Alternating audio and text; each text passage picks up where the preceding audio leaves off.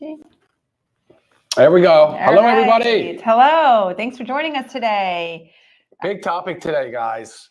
It is. Strap in, buckle up. So we've talked about this before. We have. We talk about it all the time. A lot. A lot. But have you ever heard the term that your genes load the gun, your environment pulls the trigger? I feel like this really couldn't be more true when we talk about diabetes. So we are going to cover a lot about it today, but we're not going to get into the super, super deep science of it.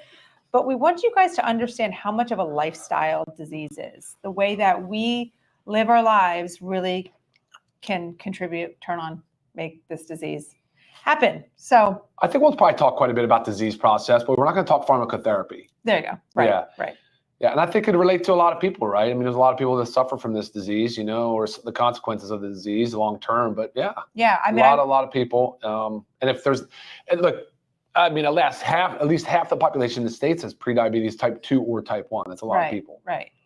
And trending higher. Sure. And I mean, I swear, if I had $1 for each email I get with a question of what to take, what to do for type 2 diabetes, guys, I'd be a billionaire.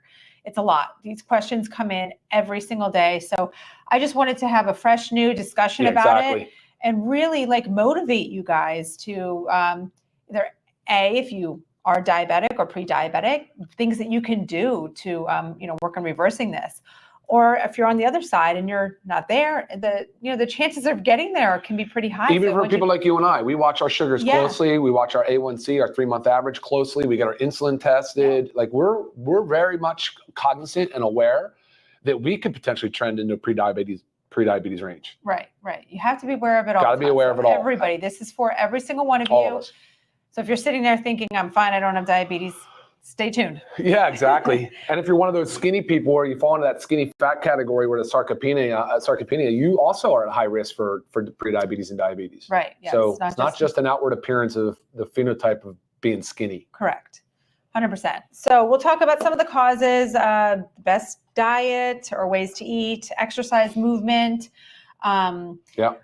Really, disease is secondary to type 2 diabetes, which is kind of scary thinking about it all. And then, we'll circle back and hit home on some of our supplements that can help you guys in the process. And we try not to offend anybody along the way because, quite frankly, this can get really kind of heated into a lifestyle component. Like, why are you not doing more for yourself? Why are you not working harder? This kind of thing. Sure. And we promise we'll pump the brakes on that. But we are very passionate about lifestyle. We are very passionate about disease prevention. Yes. And so sometimes it comes across that way. And I just want you guys to know we have your best interest in mind. Very true. Good point. Yeah. Good point. So just a little bit of, statistics. I mean, obviously, it's a chronic disease. Type 2 diabetes is a chronic, and we're sticking with type 2. Type 2 diabetes is and prediabetes, yeah. And prediabetes, yes. It's a chronic disease. 537 million adults ages 20 to 79 worldwide have type 2 diabetes. This is from 2021, and it's projected to increase to 643 million worldwide by 2030. These are very scary numbers. And also just knowing we are so educated on this, but yet the projection just continues to go up and up. So, and really when it comes to Americans, it's about 1 in 10. 1 in 10 Americans is not even pre-diabetic. This is type 2 diabetic. Yeah, that's not actually all that accurate, I don't think. I don't know. It's 38 million Americans, which is about 1 in 10. I don't know. Adults. Yeah. And, again, we're just saying adults too, but what's also happening more? Childhood, yeah. Sure. Childhood type 2 diabetes. And that is very sad, very, very, very sad, because there's so much that can be done. That's what we're really going to talk about. So type 2 diabetes, Ryan's going to do a nice paint a picture for us, but really it occurs when the body doesn't produce enough insulin or the cells don't react, right? Yeah. No, the body continues to produce a lot of insulin with insulin resistance. Cells become resistant. Right. And then over a long-standing period of time with type 2 diabetes, your insulin level, the secretion of insulin will decrease, you're right, over time. But in the beginning, it amps it up. It pushes more. Right. Because your body's resistant to it. It's not yet responding to it. So it's wondering why. So it's why is this blood sugar still so high? Why are you not using the sugar for energy and growth? Right.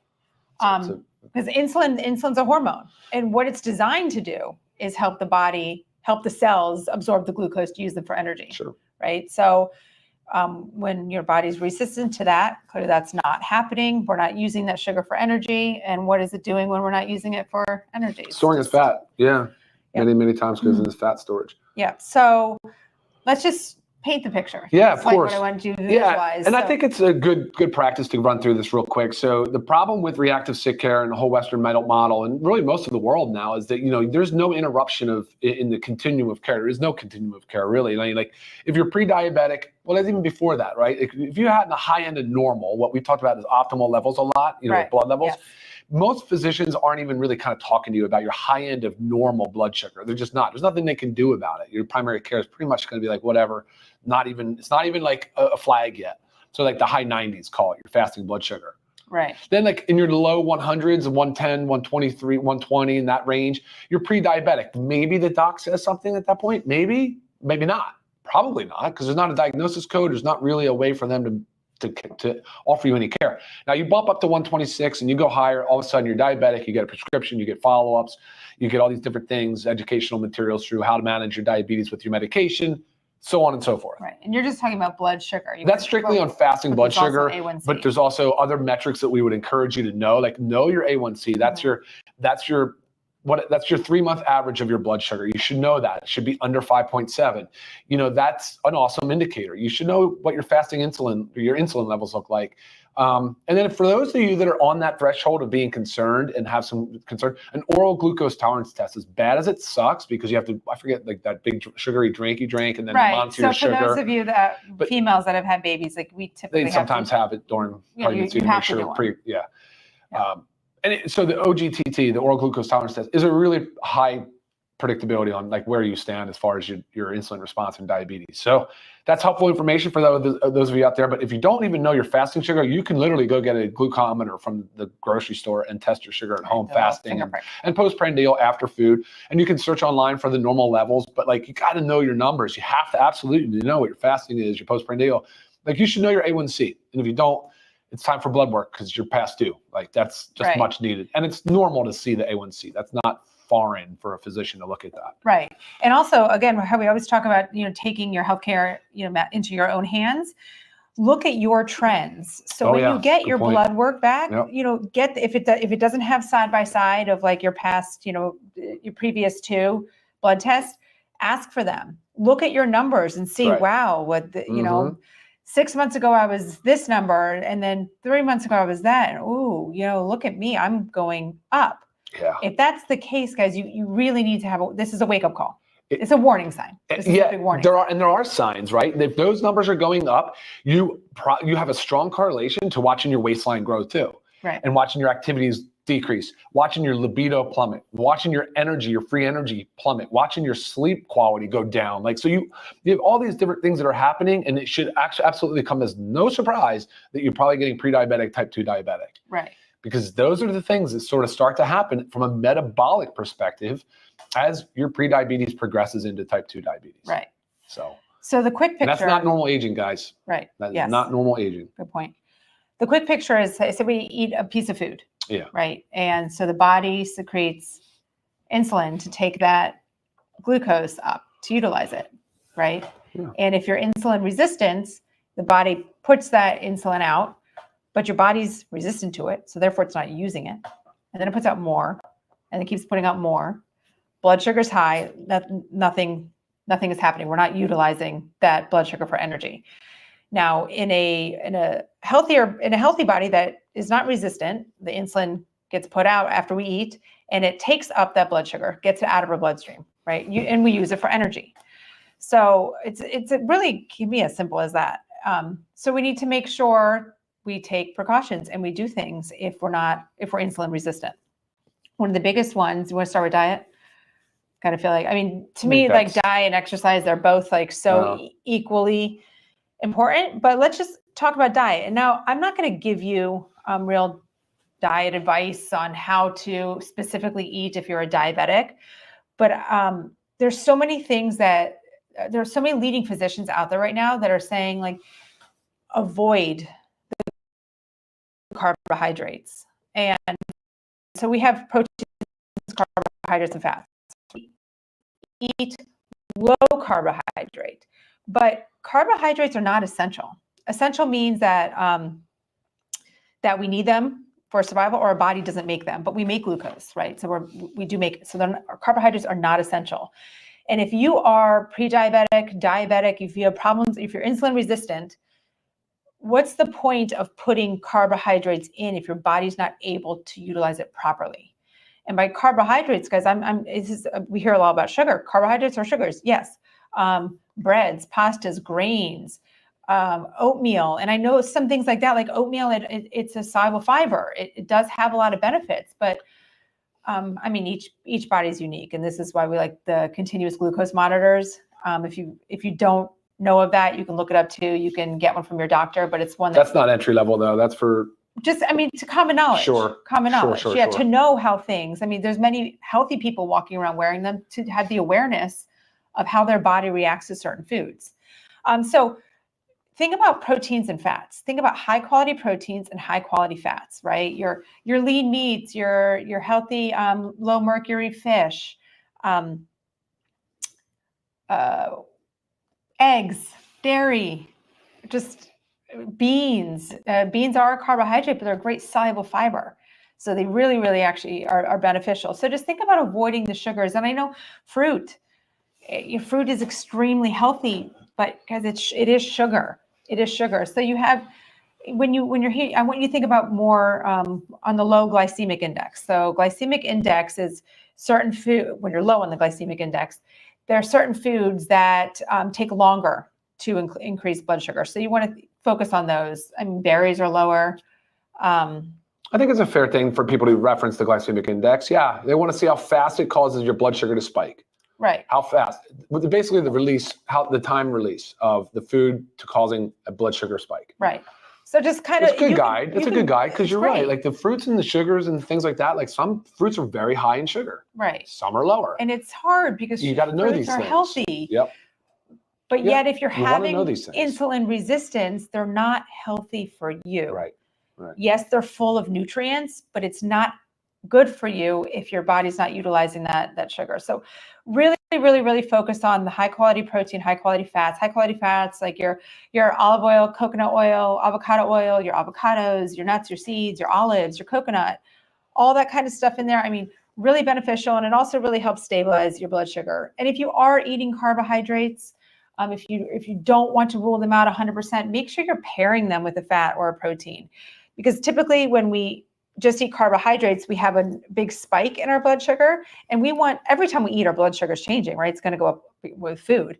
But we want to keep it these nice, low rolling hills, not these big peaks and valleys. So if you're pairing your carbohydrate, example, if say you're going to have a piece of toast, let's put some avocado on there, right? Let's have an avocado toast.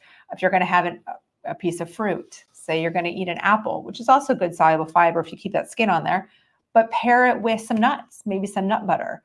So just those little combinations will help balance your blood sugar better. And I mean, I know some people that do use the continuous glucose monitors, they notice things like changes if they were to eat ice cream, because ice cream has like a full fat ice cream has fat in it.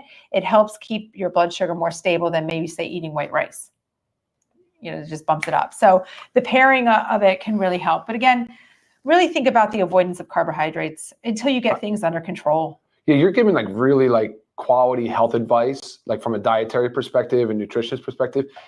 Whereas really for most of the people watching that are concerned about this, stop the sugar bolus. Mm-hmm. Right?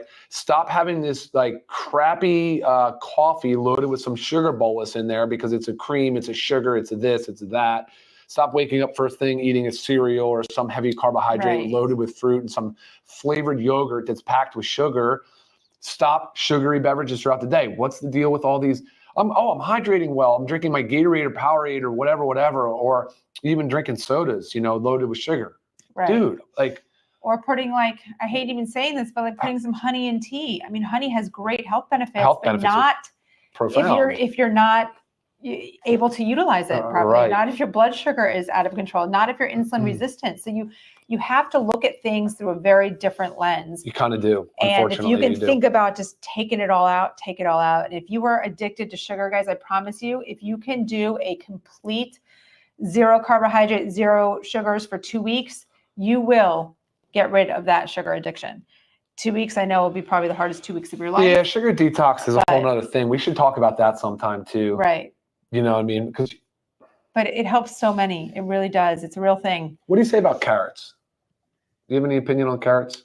In moderation. Yeah. I mean, carrots are higher, a vegetable that carbohydrate tends to be fiber. higher in sugar, but it also has the fiber. You know, things like also like beets. Beets are so great for us, but they're higher in sugar. You know, so it's just moderation. But the fiber in carbohydrates really helps. So some other fiber foods I have on here, I was writing them down just so I don't forget. Black beans, lima beans, artichoke, apple with the skin. You need the skin. Green peas. If you're going to do some oatmeal, if you're doing some carbohydrates, that oatmeal does have the soluble fiber. Raw broccoli, sunflower seeds, walnuts. So all of these can be incorporated because fiber helps control blood sugar. So, you know, if you're going to go for those carbohydrates, I would say that apple with the skin or some oatmeal, but maybe with your oatmeal, like sprinkle in some sunflower seeds and walnuts, right? There's like a extra soluble fiber. So, and then timing of nutrition is super important. You know, we talked about fasting and intermittent fasting and time feeding windows and those types of things. But yeah, I think like the really important thing to take away, and this requires a lot of discipline. I understand this is not an easy thing for people that are so accustomed to it because you're the addiction center, the dopamine reward center is so fired up on some of these food choices that you just can't. Very hard to avoid them. It's better for you just not to buy them.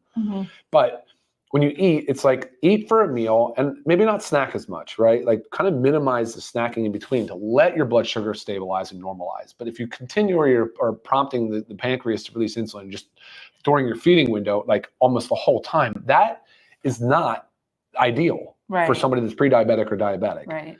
So very good point. Take that into consideration as well. So timing of your food. Timing your food. Focus on those 3 meals and just make them hearty and healthy. You know, good enough calories that you can have your 3 meals of the day and that be it. You know, you should be able to go 4 hours after eating a meal without feeling hungry. What is the deal with this dude?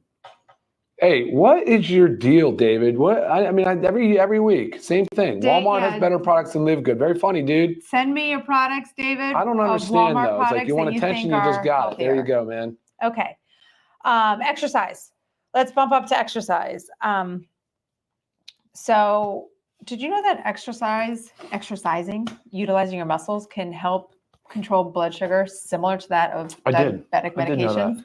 Yeah. I mean, I was reading that earlier and I was just like, I mean, that's blow you away. Not enough right there to tell you why you need to exercise. So what exercise does to your blood sugar is very similar, comparable to what diabetes medications do. Exercise is so extremely crucial. And the Center of Disease Control only recommends 150 minutes of moderate intensity exercise per week.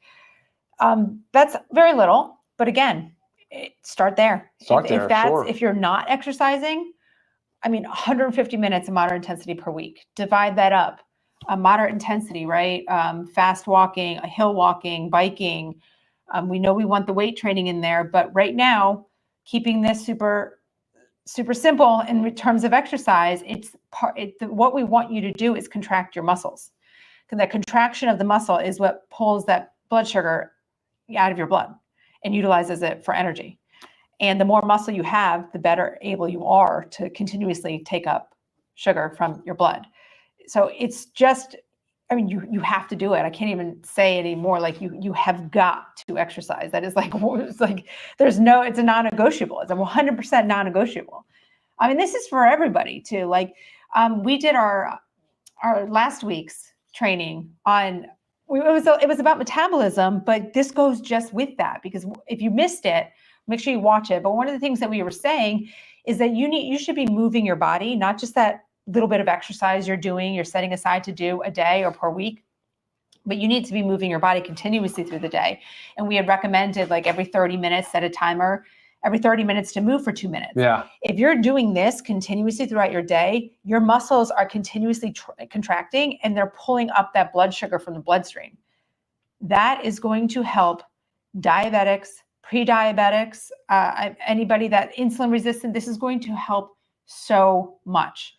So let me drive that home, because I really think that's some of the best advice I've heard you ever say, and because it applied to me. Like, that's so real. Like, you can exercise an hour a day, then sit most of the day, desk work, whatever it might be, and you're not moving. Whereas the people that are the healthiest, call them, or live the longest lives, there's longevity, blue zone type deals, they move a lot. They may not be in the gym lifting weights, but they're moving all day, every day. They're up and down hillsides or climbing stairs. So I was like, holy crap, that really applies to me. So every 30 minutes, try to get up, like air squats, whatever, push-ups. Whatever works in the environment you're at. If walk some stairs. You're working from home and you can quickly walk outside and walk up and down the street real quick, get some fresh air too. So how long? Every 30 minutes? Like 2 minutes. 2 minutes. 2 minutes. 2 minutes every 30. And it doesn't have to be like, say you're doing air squats. It doesn't have to be like this high intensity, fast jumping air squat.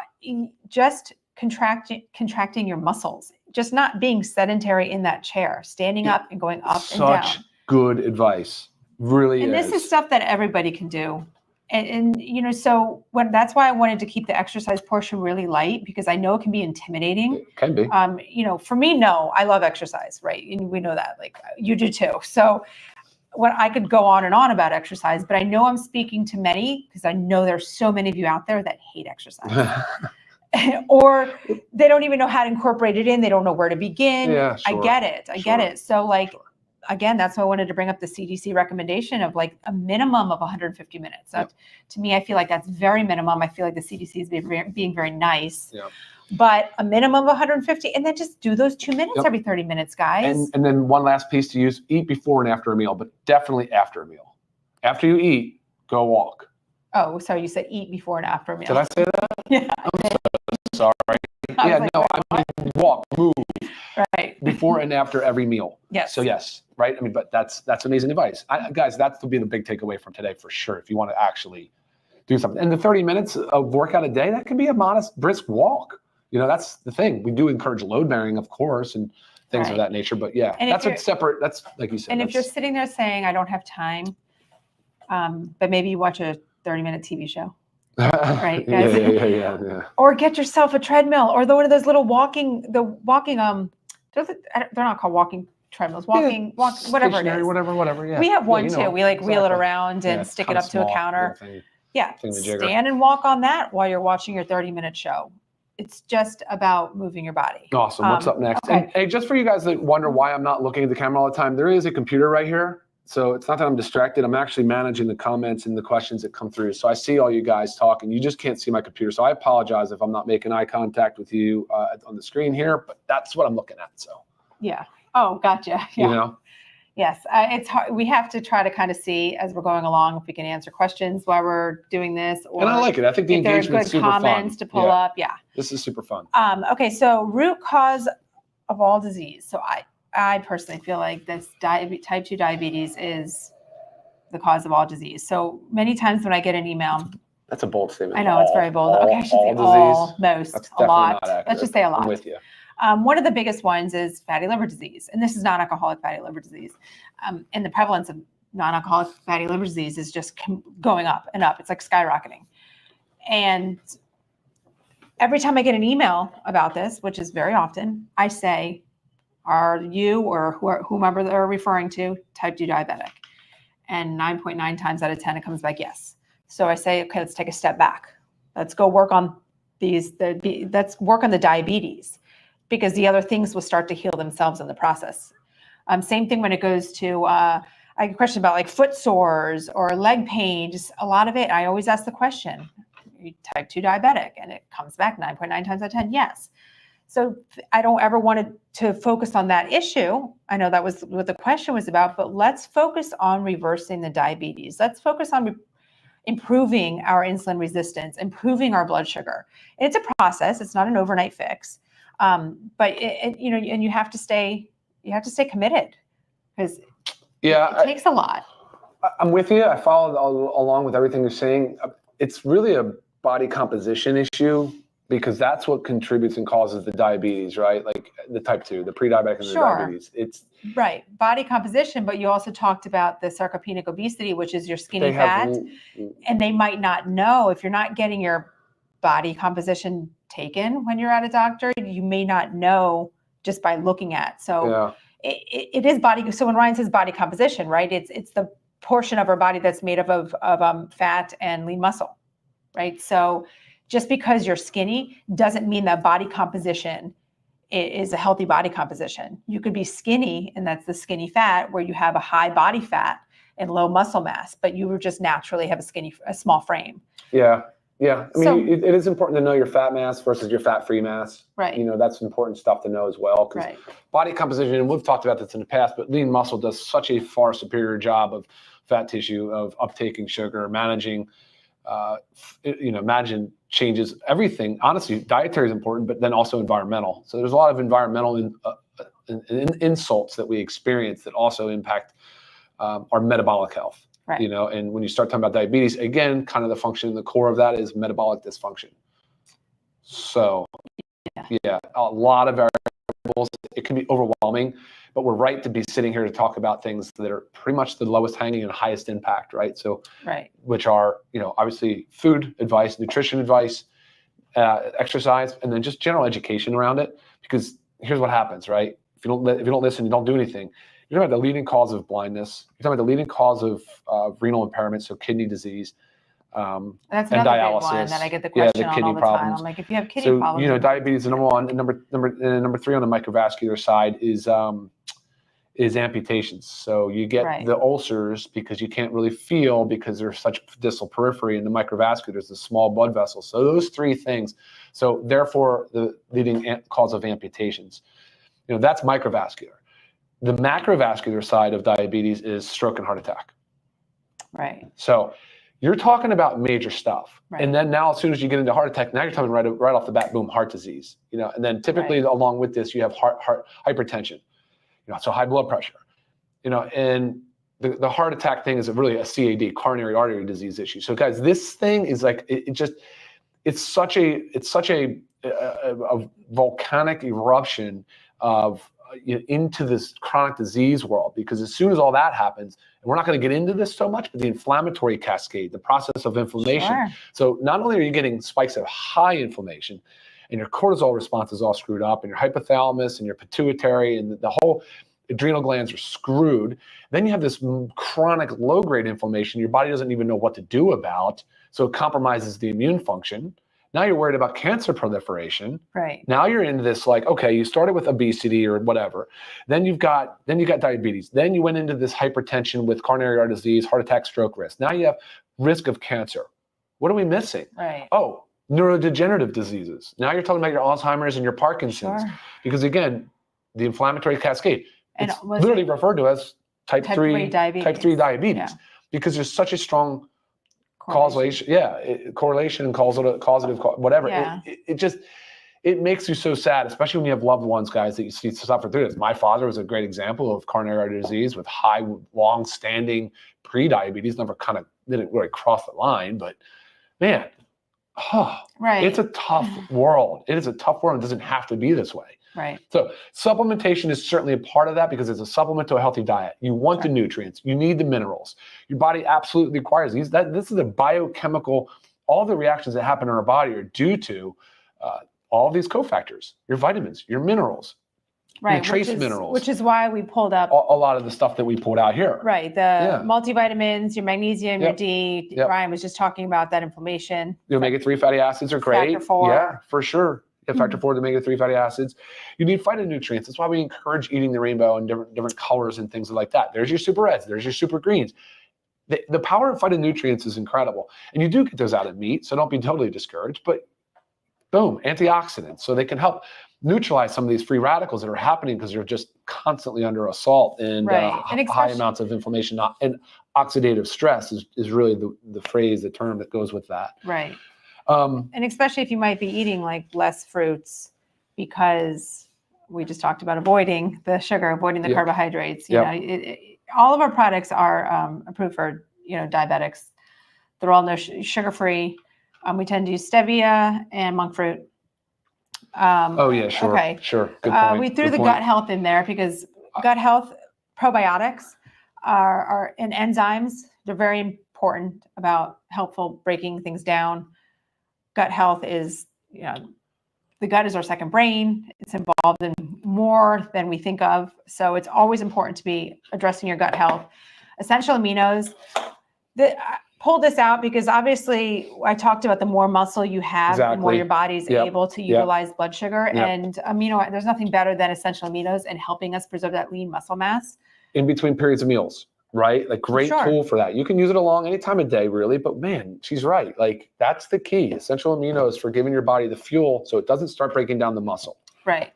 Building lean muscle is so critical, guys. We really should have creatine out here, because it's just part of the whole thing. You should have the collagen peptides. You should have the whey protein. You should have the plant protein.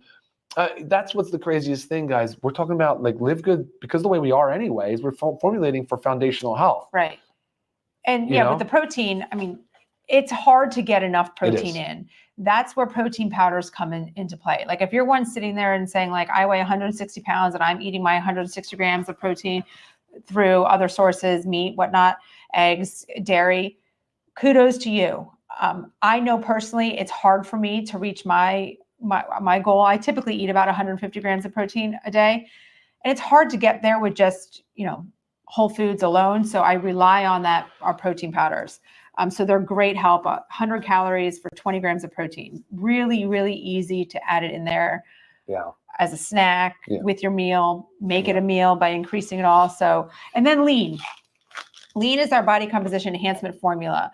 I want to talk about a couple of specifics of like what it's designed to do. Ryan might want to touch on a little more, but it's funny. I was actually in the gym this morning and one of the people I was working out with came up to me and said, I just ordered lean. And she was asking me, she's like, I hate taking stuff. I forget to take things. And lean's going to be very hard for me because you're supposed to take it before each meal. She's like, can I just take 6 in the morning? I'm like, no, you can't. It's designed to take before meals. So we have it as 2 capsules prior to each of your 3 main meals. And the glucomannan in lean is the fiber that expands 100 times its weight in water. Expands the size of your stomach. So when you're eating, so if you take this it says 30 minutes on here, but the reason I say 30 to 60, I can even say 30 to 90 because our systems are different. Some digest a little bit slower. So you might need to take it 90 to 60 minutes. So you take it drinking with a lot of water, always have to drink a lot of water, and it expands. So then when you go to eat your meal, you're not able to eat as much, right? You just feel full. Naturally, you just feel full faster. And then also the berberine and the hops extract, they help to balance and stabilize our blood sugar when we eat. So this is not to say, oh, I'm going to take this and go eat my high carbohydrate, high sugar, whatnot. No, this is again, anytime we eat food, our blood sugar goes up and down. And again, if you're insulin resistant, high blood sugar, pre-diabetic, diabetic, whatever it is, the insulin is not taking away that blood sugar. So you really need to make sure you're focusing on it. So yeah. What else is in it? You made a lot of good points about the product. That's great. And something I was thinking of, but I want to let me throw this comment up here because the vegans I follow wholeheartedly believe in fruit is life. So do we. Oh, sure. When your body's compromised though, and you can't manage the sugar properly, you need to make very wise sugar decisions. And the fruit, you have to select the proper fruits. Everything that you put into your mouth. That's all. Yep. I completely agree. Fruit is amazing. Fruit is the vitamins, the nutrients, the hydration. I mean, fruit is. Are legumes okay? You name some legumes. Yeah, black beans is really great in soluble fiber. So all beans are. Look high in fiber. This. Not a good. So grapes and melons extremely high in sugar. Should be eaten alone. Ferments really fast and causes gases and bloat. Okay. Yep. So as you guys can see, there's a ton of information and advice out there. You really have to work with what serves you best, but there's some principles and some guidelines that you should, general guidelines that you should follow. So healthy fats, high in protein. I want to go on the sugar comment. Yeah, go ahead. The fruit comment real quick, especially the grapes. I just want to give an example. So my mom is extremely lean. She works out all the time and she's 72 years old. She is strong as a little whip. She's maybe like 95 pounds. I mean, super, super, super lean, much shorter than me. So, her weight is much less, but her A1C was kind of on the higher level. My mom eats very, very, very clean, like really no real sugar or anything like that. Doesn't really eat carbohydrates, can't do gluten. So just avoids it all. she snacks on grapes. Oh, there it is. All throughout the day. Yeah. Just like not like piles of grapes, but like if you're kind of thirsty, hungry, just kind of go pop some grapes. And her doctor was like, you got to back off the grapes. Like, I don't know what else it would be, but your A1C has gone up and, grapes are super high. This one says, LiveGood products help. That's awesome. Don't eat too early, 3 to 4 hours, and try not to eat 4 hours before bed. Feel much better. If you can go 4 hours before bed, that's impressive. I wish. But if you can go at least 2 hours before bed, I'm telling you, you're right. This is a game changer, guys. Do not eat close to bedtime. Massive change in your sleep quality and your blood sugar management. And make sure you move after that meal. Please walk. I had a friend, I thought he was totally active all the time. He says, man, I just started walking after you told me that, like, we should walk after meals. I won't stop doing it, and I feel amazing. Yes. Such a game changer after a meal. And I will say, when I first met him, I don't know if you know, if we met in college, but Ryan used to eat a big meal, and the first thing he would do was go lie down. Yeah. Yeah. No, she's helped me with a lot of things. Here? Albert, congratulations. That's awesome news. Nice. Just good news. Always good news. I love hearing that, man. Yes. For sure. Well, guys, look, we did a thing about, what did we do? Caloric restriction and weight loss. We're not getting into that today because we're not talking to you today specifically about weight loss, but you can check that out. But we've done one on inflammation. We've done one on inflammation. Right. Inflammaging. What else have we talked about that's relevant to today as well? The metabolism. Metabolic health. We did metabolic health.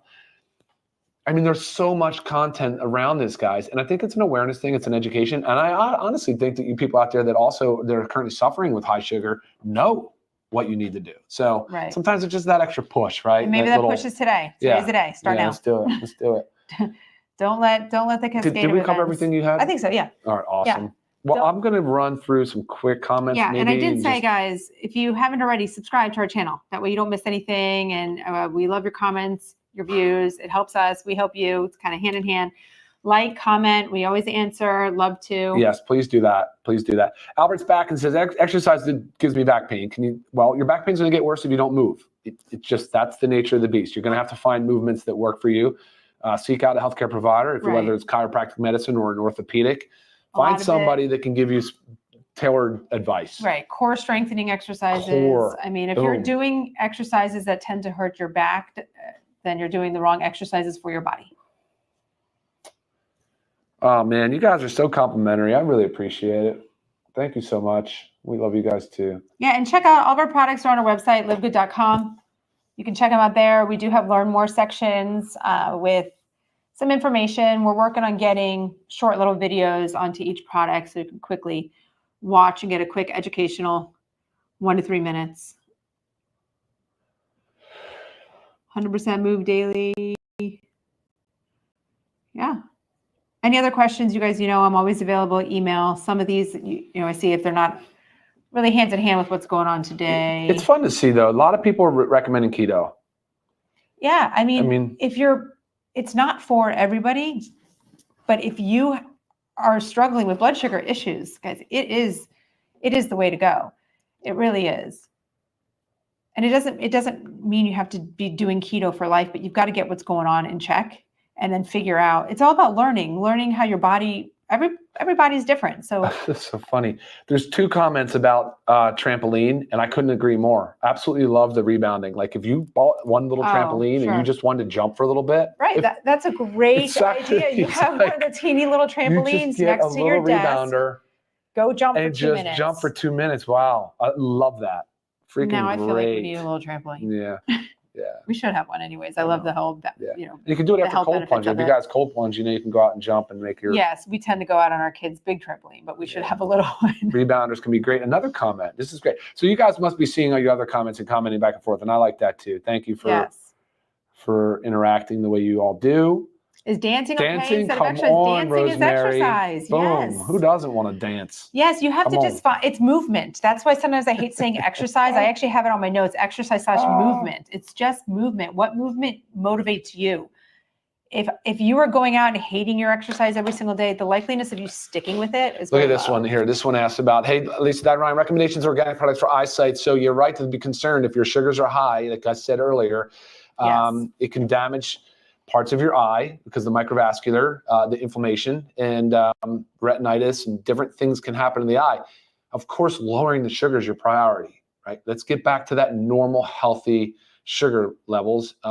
But from there, you need nutrients. We need nutrients for the eyes. We need the lutein and zeaxanthin, which are in the multivitamin for men and women. We put eye support, vision support in both of those because of a lot of it to do with the exposure to our blue light and the fact that those two carotenoids are really highly concentrated in the back of our eye and the retina. So, so many things that you need to do for your eyes, guys, to protect your eyes. But natural light's also very important. So get outside.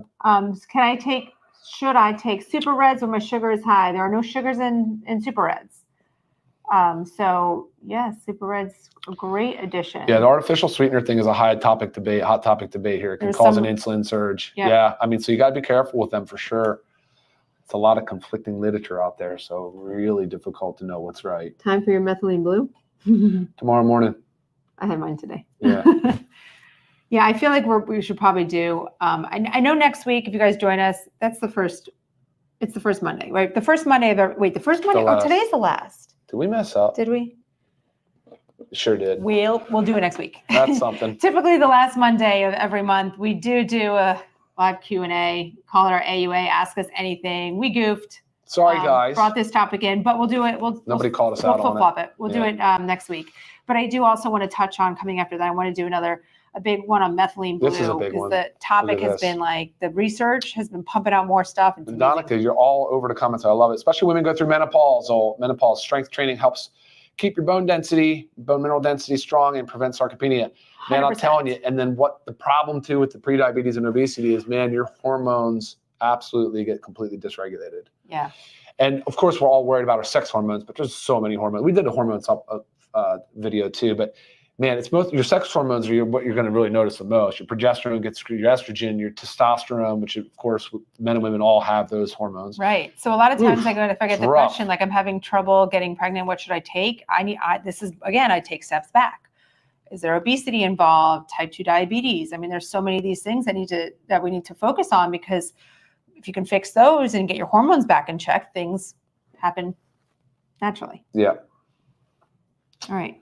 We're at 42 minutes, honey. All right, guys. Have a great rest of your day. If you're not watching us live, thank you for tuning in, watching this recorded version. Yes. And we'll see you again next week. Yes. Any other questions that did not get answered? Guys, I'm always available via email, and make sure you tune in next week. Again, it's our live AUA. So that's where we take questions.